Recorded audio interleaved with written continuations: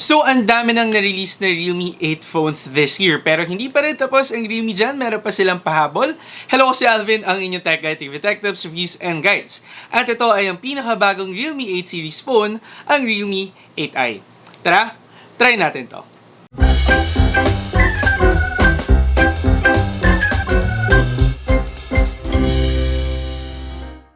Of course, kung nabasa nyo ang ating thumbnail, tayo ay magpapag-giveaway dito sa ating video.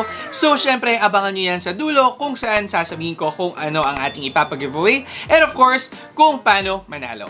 Syempre, simulan muna natin by unboxing the Realme 8i. And masabi kong wala namang masyadong kakaiba sa box nito. Andyan pa rin yung typical yellow na box from Realme. Tapos kapag binuksan mo yan ay ang ating compartment kung saan nandyan ang SIM ejector tool, ang ating jelly case, tapos ang ating mga documents. Underneath, of course, ay ang ating Realme 8i. Tapos yung mga accessories na laman pa ng box natin ay ang kanyang USB Type-C cable at saka ang kanyang charger. So pagdating sa unboxing, wala naman masyadong kakaiba sa Realme 8i. Ngayon, looking at the phone itself, masasabi kong wala rin masyadong kakaiba sa Realme 8i. Yung phone na meron tayo, ang color niya is space black, and sa design niya, masasabi kong marami na ring phones na na-release this year na medyo ganito yung design, kung saan meron kang glossy back design na may pagka-gradient kapag tinamaan ng ilaw. Tapos, yung camera natin, yung itsura niya, kamukha ng other Realme phones na na-release this year. Yung kakaiba para sa akin is yung color ng Realme 8i, kung saan kahit color black siya, kapag tinamaan siya ng araw, para siyang dark maroon o kaya dark magenta. Kadalasan kasi yung mga blacks na nakukuha natin from phones ay mga cold color black.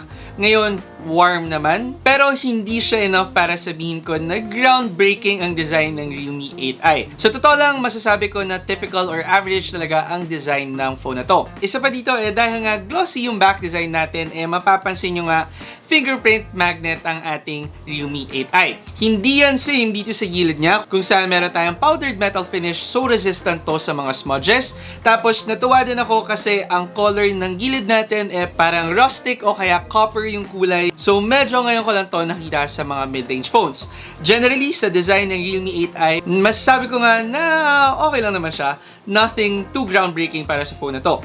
Sa edges ng ating phone, nandito sa right side niya ang kanyang lock button that also doubles as a fingerprint sensor na still very responsive naman. Sa left side niya ang ating SIM card tray, tapos ang ating mga volume buttons, and then dito sa baba naman ang kanyang speaker grills, ang ating USB Type-C port, tapos ang kanyang headphone jack. For the viewing experience naman with the Realme 8i, para sa ating screen, meron kang 6.6-inch 120Hz IPS LCD display. And masabi ko para sa screen ng Realme 8i, surprisingly, nagandahan ako sa screen niya. Although IPS LCD display yung ginagamit natin, with a 120Hz refresh rate, mas smooth yung experience ko. Tapos with a 100% DCI P3 na screen, for me, mas maganda siya tingnan compared to other phones at its price range. So overall, para sa screen or sa viewing experience ko, maganda naman sa Realme 8i. Yun nga lang, for this phone, mono speakers lamang ang meron tayo. And although normal naman yun para sa kanyang price range, meron kasing mga phones na nag-offer na ng dual speakers at this point.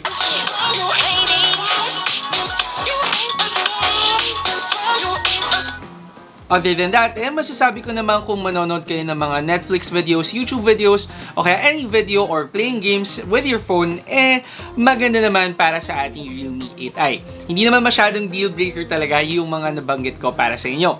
Para sa akin, yung pinaka-impressive dito sa phone na to, ang kanyang camera. For this phone kasi, makakakuha ka ng isang 50-megapixel wide-angle main camera, isang 2-megapixel macro lens, tapos isang 2-megapixel black and white lens. Dito naman sa harap ng ating phone, sa kanyang left corner is a punch hole camera na merong 16-megapixel wide-angle front-facing camera. And ayun nga, sabi ko nga, para sa akin, yung pinakang nagustuhan ko ay yung camera performance ng ating phone, dahil kung titingnan nyo yung mga shots na nakuha natin, matutuwa ka talaga sa Realme 8i. Sa mga shots na nakuha natin with the Realme 8i, talagang impressive yung nagawa nila sa camera performance ng phone na to. Comparing to other phones na na-release this year and last year, lalo na sa mga phones at the same price range, masasabi kong ang Realme 8i ang isa sa may pinakamagandang performance na madedeliver. Kung sa saan maganda yung color output niya, maganda yung image quality, very sharp and detailed yung ating mga pictures, and wala talaga ako masyadong masabi na masama para sa ating camera performance. Even in low light situations, hindi ko masyadong naramdaman yung need na kumuha using the night mode kasi kayang-kaya nyo siya actually i-take with our main camera. Maganda pa rin yung mga photos natin and well-detailed pa rin, pero syempre, mas maganda pa rin if iti-take mo nga with the night mode. Tapos kapag mag-zoom ka man sa mga photos mo, kahit 2x zoom pa yan, for sure magiging maganda rin ang mga photos mo. Kung kaya't masasabi ko talaga na in most situations, maganda talaga yung camera performance ng Realme 8i. Yun nga lang, kapag umabot ka na ng mga 5x zoom, mahahalata mo na yung pagiging artificial ng mga sharpness natin. So, para sa akin, mas i-recommend ko lang talaga na umabot tayo ng 2x zoom with this phone. Aside pa dyan, para sa mga selfie photos natin, hindi rin ako makapaniwala na maganda yung selfie shots natin. And actually, comparing to other phones at this price range, isa rin to sa may pinakamagandang selfie camera. So kung kayo mahilig mag-take ng mga photos or mga selfies, for sure matutuwa kayo sa Realme 8i. Ang sa akin lang magiging compromise nyo sa camera ng phone na to ang kawalan niyan ng ultra-wide lens. Na again nga, for me, iyon yung mga pinaka-hinahanap ko sa mga camera setups ng mga phone. Kung kayo mahilig mag-take ng mga ultra-wide shots, baka makulangan kayo sa Realme 8i and possibly baka mas okay pa kayo sa ibang mga Realme phones na available.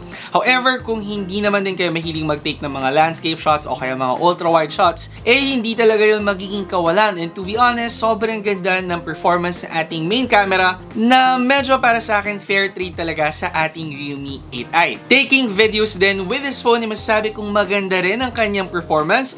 Very stable yung mga shots natin, tapos yung color natin nandun pa rin. So nakakatuwa makakita ng isang almost budget phone or affordable mid-range phone na maganda talaga yung output in both photos at saka videos. Para sa akin, yung in-improve talaga ng Realme dito is yung post-edit ng Realme 8i kung saan talagang na-enhance niya ng maigi yung mga colors pero not too much to the point na sobrang artificial tingnan ng mga photos natin. Yung magandang balance talaga kapag kumuha ka ng photos with your phones. And ayun nga, kung mahilig talaga kayo mag-take ng mga photos with your phones, for sure, isa to sa mga prime options nyo.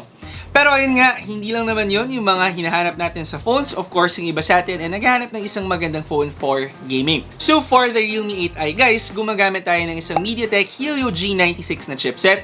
Meron tayong option na 4GB of RAM with 64GB of internal storage o kaya naman yung mas mataas na 6GB of RAM with 128GB of internal storage. For the 6GB RAM version guys, meron pa siyang virtual RAM na available na kung sakali man na hindi nyo naman na-occupy yung buong storage nyo tapos na ma-max out nyo na yung RAM nyo, ang gagawin niya, kukuha siya ng ibang storage memory nyo para gamitin niya as RAM, making your phone run smoother. So para sa akin, kung papapiliin lang din ako, mas pipiliin ko syempre yung 6GB RAM version ng phone na to. Anyway, syempre, binenchmark natin ang ating Realme 8i tapos ito yung mga results na nakuha natin.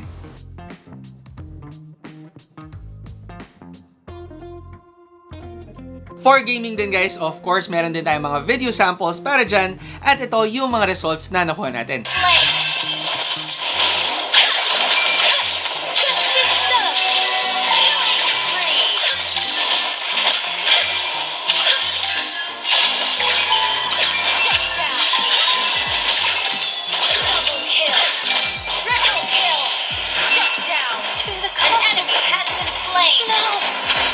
You may laugh when I say this, but I want to decide my own destiny.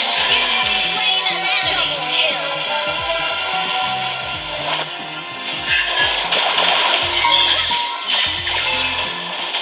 Have you ever seen a team destroy a turret?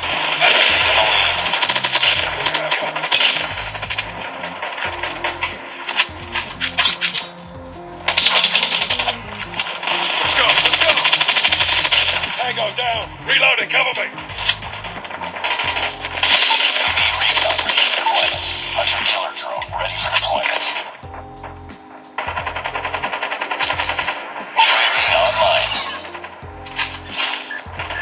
Friendly hunter killer drone deployed. gaming with the Realme 8i guys, masasabi kong pleasure din naman talaga. With the 120Hz refresh rate, syempre mas smoother yung gameplay natin at saka with a MediaTek Helio G96 na chipset, comparing to other phones at its price range, isa ang Realme 8i sa makakapag-deliver sa inyo ng smooth na gameplay at better or higher settings. So kung sakaling naghahanap kayo ng isang phone na talaga nga naman mag-run smoothly yung mga games na nilalaro nyo, again, isa din ang Realme 8i sa makakapag-deliver sa inyo ng ganito. While playing on the Realme 8i guys, masasabi kong wala naman ako na-encounter na problems gaming on this phone. Smooth naman lahat, wala tayong mga issues, which is surprising, lalo na para sa presyo ng ating Realme 8i. Para sa phone na to guys, para doon sa ating mas mababang memory variant kung saan meron tayong 4GB of RAM with 64GB of internal storage, umaabot lamang siya ng 9,990 pesos. Tapos, if you decide na kunin yung mas mataas na variant, which is yung meron 6GB of RAM with 128GB of internal storage, makukuha nyo ang Realme 8i for the price of 11,990 pesos. At sa mga presyo na yun guys, masasabi kong isa ang Realme 8i sa mga pinakasulit na phones na na-release this year. Albeit medyo late na nga in this year nila siya nilabas. Yes, medyo meron tayong mga compromise na nakukuha kung saan pagdating sa design, masasabi kong maganda siya pero hindi siya kakaiba. Tapos ayun nga, yung kawalan ng ating ultra-wide lens. Na, to be honest, yung mga gantong bagay, for sure, ang karamihan sa atin, willing naman i-sacrifice kung ang kapalit nito, of course, is yung mas mataas na refresh rate sa ating screen, yung ating magandang chipset, and yung virtual RAM na makukuha natin if yung 6GB RAM nga yung kinuha natin, tapos yung napakagandang camera performance natin on this phone. Mga bagay na usually hindi mo talaga ma-expect sa mga phones at this price range. Kung kaya't masasabi ko nga na ang Realme 8i ang isa sa mga pinakasulit na phone na na-release ngayong taon. And para sa akin, kung ako ay papipiliin sa mga Realme 8 phones na na-release ngayong taon, ito para sa akin yung pipiliin ko kung saan meron tayong great balance pagdating sa performance. Maganda nga rin naman talaga yung design, yun nga lang hindi talaga siya kakaiba. Tapos other than that, yung magandang selfie camera, magandang screen, at saka yung magandang performance camera gaming. Basically, yung mga usual na bagay na hinahanap mo talaga sa isang phone. Nag-focus siya doon sa mga bagay na alam niyang gusto talaga natin. Tapos, sinacrifice niya yung mga bagay na willing naman tayong masacrifice kapalit yung napakamurang presyo niya. And if ever nga ako papipiliin pa between sa Realme 8i, ang mas pipiliin ko rin yung mas mataas na variant kung saan mas mataas na nga yung memory mo, tapos mas mataas pa yung RAM mo considering na pwede pa siyang magkaroon ng virtual RAM. And para sa long term, of course, mas makakaigi yun para sa karamihan sa atin. Na ang difference lang naman talaga in value 2,000 pesos. Nakakatuwa na hinabol talaga ng Realme ang Realme 8i ngayong taon, and bago kayo talaga bumili ng phone, i-check out nyo maigi ang phone na to, at for sure, hindi kayo madidisappoint sa Realme 8i. Anyway guys, yun na ang video natin sa Realme 8i, at katulad nga ng nakita nyo sa ating thumbnail, this is a giveaway video dahil again, birthday month ko pa rin at malapit na magpasko. Syempre, gustong gusto ko na mapasaya kayo lahat. At ipapag-giveaway natin ang unit na to mismo ng Realme 8i. Kung sakala na interesado kayong manalo sa ating Realme 8i, of course, huwag kakalimutan na mag-subscribe sa ating mga channel na nakalagay sa description box down below. I-follow nyo ako sa Instagram, Twitter, at saka TikTok. And then finally, i-comment nyo down below kung bakit nyo gusto manalo ng ating Realme 8i. Tapos, isama nyo na rin ang inyong Instagram account dahil doon ko kayo i-message kapag mag-a-announce na ako ng giveaway winners. Anyway, yun na ang ating video. Para makasigurado yung mechanics natin nasa description box down below. Kung interesado kayo sa ating Realme 8i, ilalagay ko na rin yung ating link down below. Again, kung meron kayong mga questions, suggestions, o kaya negative reactions sa ating video, of course, mag-comment na lang din kayo down below. And if hindi pa kayo nakasubscribe sa ating channel, syempre kasama yan sa mechanics natin, mag-subscribe sa ating channel at i-hit nyo na rin ang bell icon para ma-update kayo whenever I post videos. Again, ako si Alvin, ang inyong tech guide to give you tech tips, reviews, and guides. See you next time. Ingat!